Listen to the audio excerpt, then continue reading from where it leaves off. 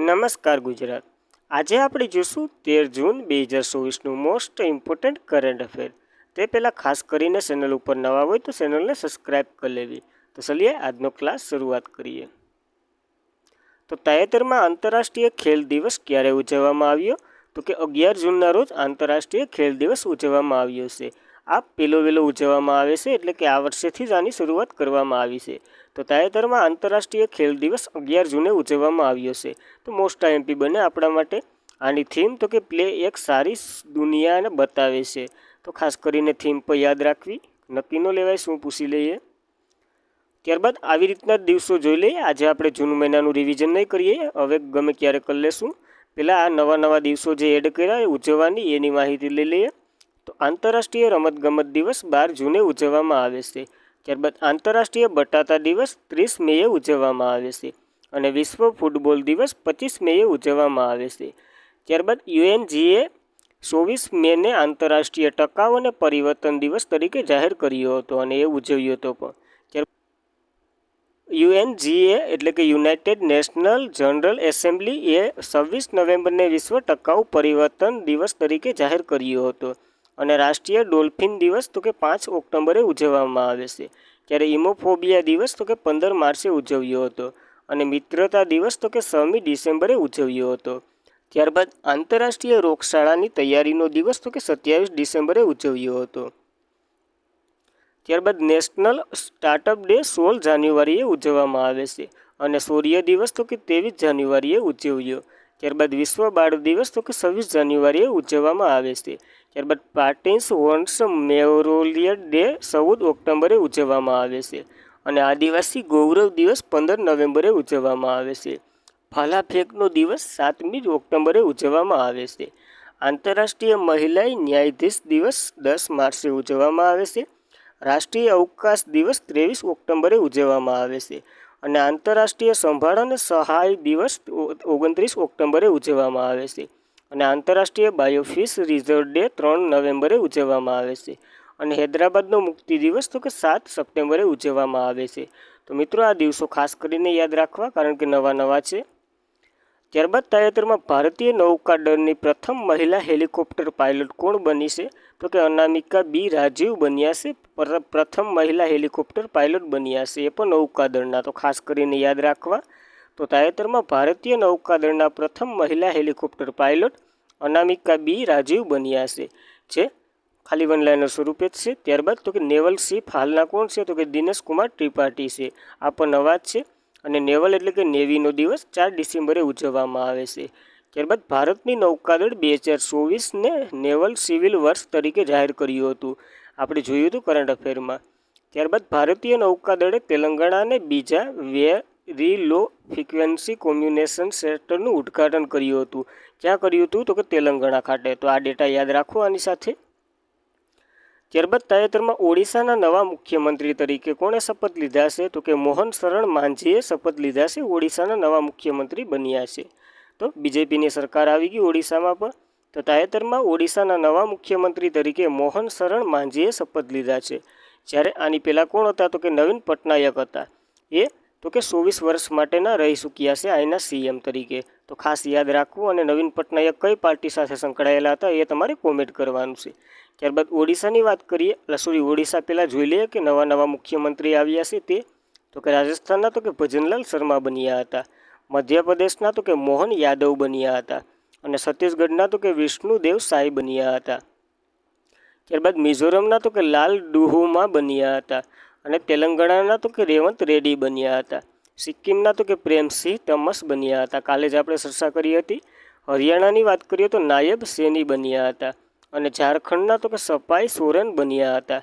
ત્યારબાદ ઓડિશાની માહિતી લઈ લઈએ, તો રાજધાની તો કે ભુવનેશ્વર છે અને સીએમ તો કે મોહન શરણ માંઝી બન્યા છે। ત્યારબાદ ગવર્નર તરીકે રઘુવર દાસ બન્યા છે, જેને શપથ લેવડાવ્યા મોહન શરણ માંઝીને। તો ખાસ કરીને રાજ્યપાલ શપથ લેવડાવે છે સીએમને, એ તમને બંધારણમાં મળી હશે, તો ખાસ કરીને એટલી ડિટેલ યાદ રાખવી। ત્યારબાદ કરંટ અફેર જોઈ લઈએ ઓડિશાનું ચર્ચામાં રહેલું, તો ઓડિશા કાઈસટની કોપાલી કાળી જીરા ચોખા વગેરેને જીઆઈ ટેગ મળ્યો હતો, ત્યારે વિશ્વમાં તેના પ્રકારની પ્રથમ મેલોનિસ્ટિક ટાઈગર સફારી શરૂ કરી હતી ઓડિશાએ, જે સિમ્બલી પાર્ક ટાઈગર રિઝર્વમાં શરૂ કરવામાં આવી હતી ઓડિશા દ્વારા. ત્યારબાદ સ્મોલ એર કાસ્ટ લિક્વિડ પ્રમેટલ યોજના શરૂ કરી હતી ઓડિશાએ. પમિયા મલિક ઓડિશાના વિધાનસભાના પ્રથમ મહિલા સ્પીકર બન્યા હતા. અને મુખ્યમંત્રી પૂર્ણ પુષ્કળ યોજના જે ઓડિશાની છે. ભારતની સૌથી મોટી કુદરતી કમાન મળી આવી હતી ઓડિશામાંથી. અને ઓડિશાએ ભારતની પ્રથમ પ્રાદેશિક AI news anti Lisa launch કર્યું હતું. ત્યારબાદ રાષ્ટ્રપતિ દ્રૌપદી મુર્મુએ ઓડિશાના શ્રેષ્ઠ રાજ્ય તરીકે ભૂમિ સન્માન એવોર્ડ એનાયત કરવામાં આવ્યો હતો. ઓડિશાએ રાષ્ટ્રપતિને આપ્યો હતો. ત્યારબાદ મુખ્યમંત્રી સંપૂર્ણ પુષ્ટિ યોજના અને આબાધા યોજના વગેરે ઓડિશાની છે. ત્યારબાદ ભુવનેશ્વર કપિલેશ્વર મંદિર હવે તો કે SIA દ્વારા એટલે કે આર્કિયોલોજીકલ સર્વે ઓફ ઇન્ડિયા દ્વારા સક્સેસ સ્મારકોની યાદીમાં જાહેર કર્યું હતું. જ્યારે આર્કિયોલોજીકલ સર્વે ઓફ ઇન્ડિયાની વાત કરીએ તો તેમની રચના ક્યારે થઈ હતી એ તમારે કોમેન્ટ કરવાનું છે. અને પ્રથમ અધ્યક્ષ કોણ હતા એ પણ કરજો. ત્યારબાદ 2 ભારતીય સ્થળો જે ઓડિશા અને મયુરભંજ વગેરે લદ્દાખને 2023માં વિશ્વના સૌથી મહાન સ્થળોની ટાઈમ્સ યાદીમાં સામેલ કર્યા હતા. અને ઓડિશાના કોરાપુટ જિલ્લાને ગુપ્તેશ્વર જંગલ રાજ્યનો ચોથો જૈવ વિવિધતા વારસાનો દરજ્જો મળ્યો હતો, જે સ્થળ તરીકે જાહેર કર્યું હતું કોટાપુર જિલ્લાને. તો ખાસ કરીને એટલું ઓડિશા વિશે યાદ રાખવું. ત્યારબાદ મોટા જીપી ભારતની 2025મી આવૃત્તિનું આયોજન કયા રાજ્યમાં કરવામાં આવી રહ્યું હતું? તો ઉત્તર પ્રદેશમાં કરવામાં આવશે આ 2025મું આયોજન. તો મોટાની જે જીપી છે જે ભારતની 2025ની આવૃત્તિ જેનું આયોજન તો કે ઉત્તર પ્રદેશમાં થશે. જ્યારે 2023ની વાત કરીએ તો મોટા જીપી મુદઈ ઇન્ટરનેશનલ સર્કિટ સ્પોર્ટ ઇન્ડિયા ઓઇલે કર્યું હતું. અને તેનું સ્પોન્સર તો કે ઓલ ઇન્ડિયા એટલે કે ઓઇલ ઇન્ડિયા રહ્યું હતું. અને વોર્ન માર્ક બેસેલી જે ડુકાન્ટી ઇટાલીના છે તેના અધ્યક્ષ છે. જ્યારે ભારતમાં પ્રથમ નાઇટ સ્કીમ રેસલિંગ સર્કિટ ક્યાં શરૂ કરવામાં આવી હતી? તો કે ચેન્નાઈ ખાતેથી હતી. તો આ ગ્રાન્ડ પિક્સની સાથે સાથે આપ યાદ રાખવી. ત્યારબાદ આવી જ રમતો જે આયોજન થવાની છે તેના વિશે જોઈ લઈએ. તો કે વર્લ્ડ એથ્લેટિક અલ્ટિમેટ ચેમ્પિયનશિપ તો કે 2026માં હંગેરીમાં જેની પહેલી આવૃત્તિ હશે. અને AFC મહિલા એશિયન કપ 2026 તો કે ઓસ્ટ્રેલિયા ખાતે. જ્યારે AFC મહિલા એશિયન કપ 2029 તો કે ઉઝબેકિસ્તાનમાં રમાશે. અને 2027માં ફિફા મહિલા વર્લ્ડ કપ બ્રાઝિલમાં રમાશે. જ્યારે ICC મહિલા T20 વર્લ્ડ કપ 2024 તો કે બાંગ્લાદેશમાં રમાશે. અને ICC પુરુષ T20 વર્લ્ડ કપ 2024 તો કે વેસ્ટ ઇન્ડિઝ અને US સંયુક્ત રીતે રમશે એટલે રમાડશે. અને 2024માં 38મી રાષ્ટ્રીય રમોત્સવ તો કે ઉત્તરાખંડમાં થશે. ત્યારબાદ 2025માં badminton world federation world junior ખરાબ ચેમ્પિયનશિપ તો કે ગુવાહાટીમાં શરૂઆત થશે. અને વિશ્વ એથ્લેટ ચેમ્પિયનશિપ 2027 તો કે બેઇજિંગમાં રમાશે. અને થોમસ કપ અને ઉબેર કપ 2026ના તો કે ડેનમાર્ક આયોજન કરશે. તો ખાસ કરીને આ રમતો પર યાદ રાખવી, કારણ કે અત્યારે રમાવાની બાકી છે એટલા માટે. તો તાજેતરમાં ચર્ચામાં રહેલી સ્કોર કોડ માય બેડિંગ્સ આત્મકથા કોની છે? તો કે બિલ ગેટ્સની છે, જે માઇક્રોસોફ્ટના સંસ્થાપક છે, પોલ એલન અને આ બે. તો તાજેતરમાં ચર્ચામાં રહેલી સ્કોર કોડ માય બેલિંગ્સ આત્મકથા તો કે બિલ ગેટ્સની છે, જે માઇક્રોસોફ્ટના સંસ્થાપક છે. તો માઇક્રોસોફ્ટ વિશે માહિતી લઈ લઈએ તો તેની રચના 1975માં થઈ હતી. સ્થાપક તરીકે બિલ ગેટ્સ અને પોલ એલન છે. જ્યારે મુખ્ય મથક તો કે વોશિંગ્ટન DCમાં આવેલું છે. અને હાલના CEO તો કે ભારતીય મૂળના છે સત્ય નાડેલા. જ્યારે આપણે હમણાં એક રિપોર્ટ જોયો હતો તેમાં માઇક્રોસોફ્ટ ફર્સ્ટ નંબર ઉપર હતું. જ્યારે બીજા નંબર ઉપર કોણ હતું એ આપણો પ્રશ્ન હતો, તો તમારે કરવાનું છે. જ્યારે ત્રીજા નંબર ઉપર એપલ હતું. તો ખાસ કરીને એ કોમેન્ટ કરો. ત્યારબાદ થોડીક ઓટોબાયોગ્રાફી જોઈ લઈએ જે ચર્ચામાં રહી છે તે. તો કે સુપ્રસિદ્ધ ટેનિસ ખેલાડી જયદીપ મુખર્જીની આત્મકથા તો કે ક્રોસ કોર્ટ. MS ધોની, જે પ્રો KK અબ્દુલ ગફાર ઉલાડ સાક્ષીની આત્મકથા છે. જ્યારે તમિલનાડુના મુખ્યમંત્રી MK સ્ટાલિન, જે ઉલાગાલિન ઓરુવનની આત્મકથા છે. જ્યારે ઇઝરાયેલના PM બેન્જામિન નેતન્યાહુ BBC આત્મકથા તો કે મારી વાર્તા છે. જ્યારે 15મા નાણાં પંચના અધ્યક્ષ LK સિંહ શક્તિના ચિત્રો તેમની આત્મકથા છે. અને સોનુ સૂદ, જેની હુંનો માસીહા છું એટલે કે હુંનો માસીહા છું એવી એની આત્મકથા છે. જ્યારે વિશ્વનાથ આનંદ તો કે માઇન્ડ્સ માસ્ટર તેમની આત્મકથા છે. અને સુરેશ રૈનાની આત્મકથા તો કે માને છે. તો આત્મકથાઓ પર યાદ રાખવી. હસતા જોઈએ. ત્યારબાદ પ્રિન્સ હેરી તો કે સ્પેન એની આત્મકથા છે. પ્રિયંકા ચોપડાની તો કે અધૂરી એમની આત્મકથા છે. MS સોમનાથન, જે ઇસરોના અધ્યક્ષ છે, જેને નીલાઉ કુડિયા સિંહલ, જેમની આત્મકથા છે જે મલયાલમ ભાષામાં છે. અને MS નવરણે તો કે ફોર ડેસિંગ, જેની આત્મકથા છે. ખાસ કરીને આ સરસામાં રહેલી આત્મકથા જોઈ લીધી 2024ની. ત્યારબાદ તો કે તાજેતરમાં યુરોપિયન સંસદીય ચૂંટણીમાં તેમની હાર બાદ તેમની સંસદને, એટલે કે કેની સંસદે કોણે ભંગ કરી નાખી છે, તો કે ફ્રાન્સે પોતાની સંસદને ભંગ કરી નાખી છે ચૂંટણીમાં હાર્યા બાદ. તો તાજેતરમાં યુરોપિયન સંસદ જે ચૂંટણીઓ તેમની હાર બાદ તેમની સંસદને, એટલે કે ફ્રાન્સ તેમની સંસદને ભંગ કરી નાખી છે. જે ફ્રાન્સના છે જે એમેલિયો માઇક્રોન, જેની સંસદનું નામ તેની પાર્ટીનું નામ તો કે રેસિસ્ટન્સ હતું, તે તેને ખતમ કરી નાખી. ત્યારબાદ યુરોપિયન યુનિયનની વાત કરીએ તો તે રોમ સંધિના આધારે તેની એકઠું થયું હતું અને તે જોડાણું હતું. ત્યારબાદ તેના વડા યુરોપિયન યુનિયનની વાત કરીએ તો ઉર્સુલા વોન ડેર લેયન છે અને સભ્યો તો કે 27 દેશો છે. જ્યારે મુખ્ય મથક તો કે બેસ્લેર બેલ્જિયમ છે. તો ખાસ કરીને ફ્રાન્સ એની પોતાની સંસદ ભંગ કરી નાખી. તો આ ડેટા યાદ રાખવો. ત્યારબાદ ફ્રાન્સ વિશે માહિતી લઈ લે તો તેમની રાજધાની તો કે પેરિસ છે.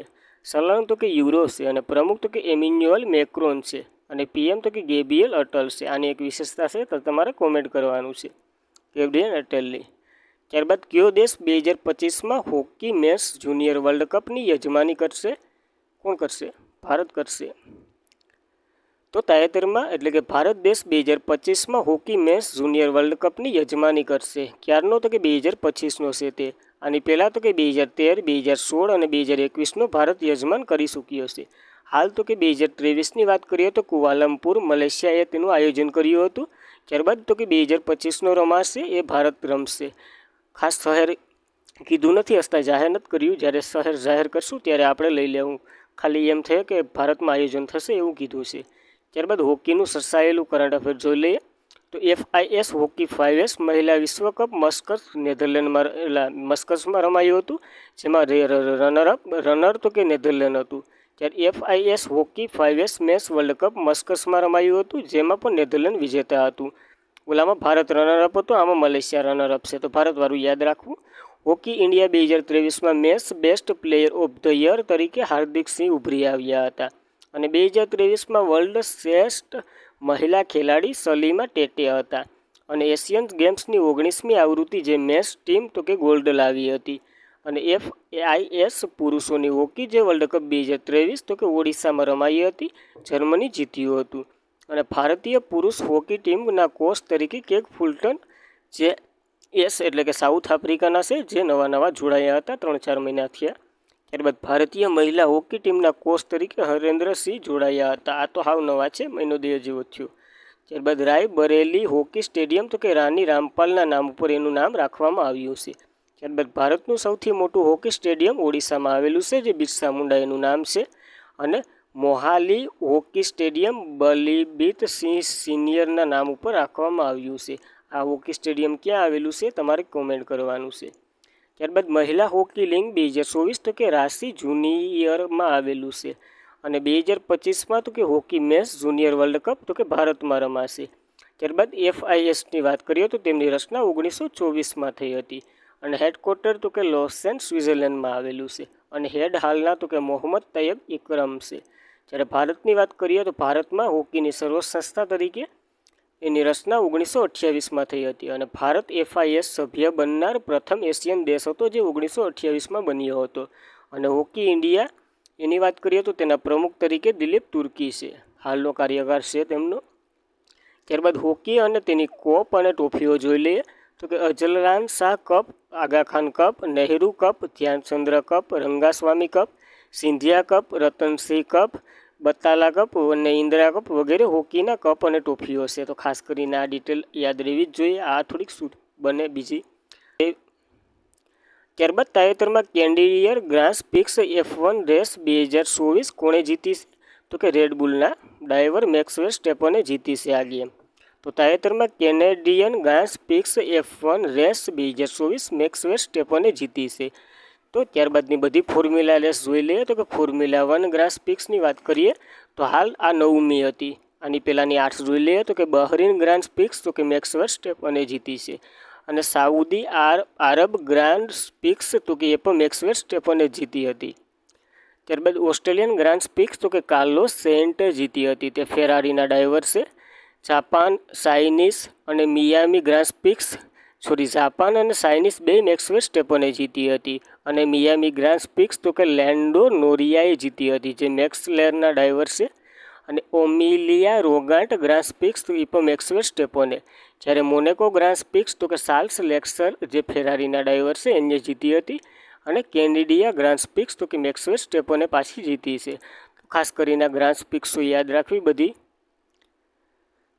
ત્યારબાદ તાજેતરમાં ભારતીય સ્પર્ધા પંચ એટલે કે કોમ્યુટિકલ કમિશનર ઓફ ઇન્ડિયાના સચિવ તરીકે કોણ બન્યા છે? તો કે ઇન્દ્રપાલ સિંહ બન્યા છે. તો ખાસ કરીને યાદ રાખવા. અને તો તાજેતરમાં ભારતીય સ્પર્ધા પંચ કોમ્યુનિકેશન કમિશન ઓફ ઇન્ડિયાના સચિવ ઇન્દ્રપાલ સિંહ બન્યા છે.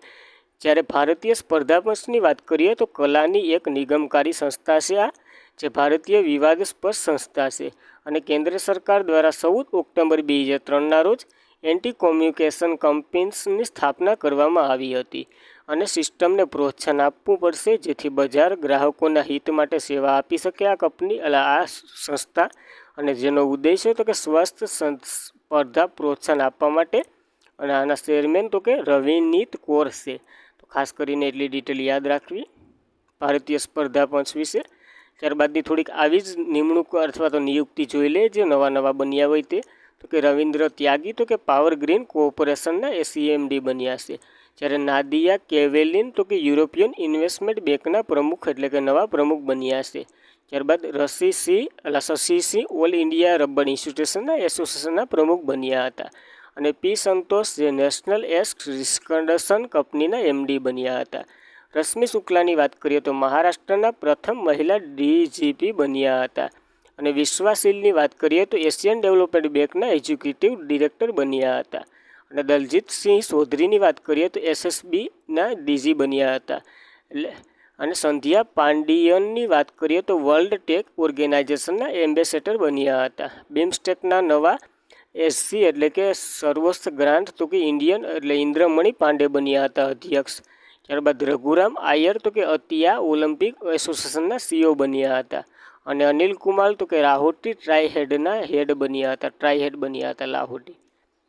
ત્યારબાદ નવાબ સલામ તો કે ઇન્ટરનેશનલ કન્ઝ્યુમર જસ્ટિસના નવા અધ્યક્ષ બન્યા હતા. અને સિંધિયા ગણપતિ તો કે દક્ષિણ રેલવેના પ્રથમ ટ્રાન્સ મહિલા જે બન્યા હતા TETE બન્યા હતા. અને સુમન કુમારી તો કે BSFની પ્રથમ મહિલા સ્નાઇપર બની હતી. અનુરાગ અગ્રવાલની વાત કરીએ તો સંસદીય સુરક્ષાના વડા બન્યા હતા. અને MM ખાન વિલકરની વાત કરીએ તો લોકપાલના અધ્યક્ષ બન્યા હતા, એટલે કે લોકપાલ અધ્યક્ષ. ત્યારબાદ મરિયમ નવાઝની વાત કરીએ તો પાકિસ્તાનના પ્રથમ મહિલા મુખ્યમંત્રી બન્યા હતા પંજાબ પ્રાંતના. અને MS રાજીવની વાત કરીએ તો તકેદારી કમિશનના અધ્યક્ષ બન્યા હતા. રાહુલ સિંહની વાત કરીએ તો CBSCના અધ્યક્ષ બન્યા હતા. નવીન સહગલ એટલે કે પ્રસાદ ભારતી બોર્ડના અધ્યક્ષ બન્યા હતા. જ્ઞાનેશ્વર કુમાર અને સુખબીર સિંધુની વાત કરીએ તો ચૂંટણી કમિશનર બન્યા હતા બીજા. તો કિશોર મકવાણાની વાત કરીએ તો રાષ્ટ્રીય અનુસૂચિત જાતિના આયોગના અધ્યક્ષ બન્યા હતા. ત્યારબાદ સરદાર રમેશ સિંહની વાત કરીએ તો પાકિસ્તાનના પ્રથમ શીખ મંત્રી બન્યા હતા પંજાબ પ્રાંતના. દેવેન્દ્ર ઝાંઝરિયાની વાત કરીએ તો ભારતીય પેરાલિમ્પિક સમિતિના પ્રમુખ બન્યા હતા. તો ખાસ કરીને આ 2024ની જે ઇવેન્ટો અથવા તો નિમણૂક થઈ છે તેના વિશે ખાસ કરીને યાદ રાખવું. ત્યારબાદ તાજેતરમાં MMA એટલે મિક્સ માર્શલ આર્ટમાં જોડાનાર પ્રથમ ભારતીય કોણ બન્યા છે? તો કે સંગ્રામસિંહ બન્યા છે. આ પ્રથમ ભારતીય છે, તો ખાસ કરીને યાદ રાખવા. તો તાજેતરમાં MMA મિક્સ માર્શલ આર્ટમાં જોડાનાર પ્રથમ ભારતીય સંગ્રામસિંહ બન્યા છે. તો ખાસ કરીને આ વનલાઈનર સ્વરૂપે ડેટા યાદ રાખવો. મિત્રો, ચેનલને સબસ્ક્રાઈબ, વિડીયોને લાઇક અને તમારા મિત્રો સુધી શેર પણ કરજો. જય હિન્દ, જય ભારત.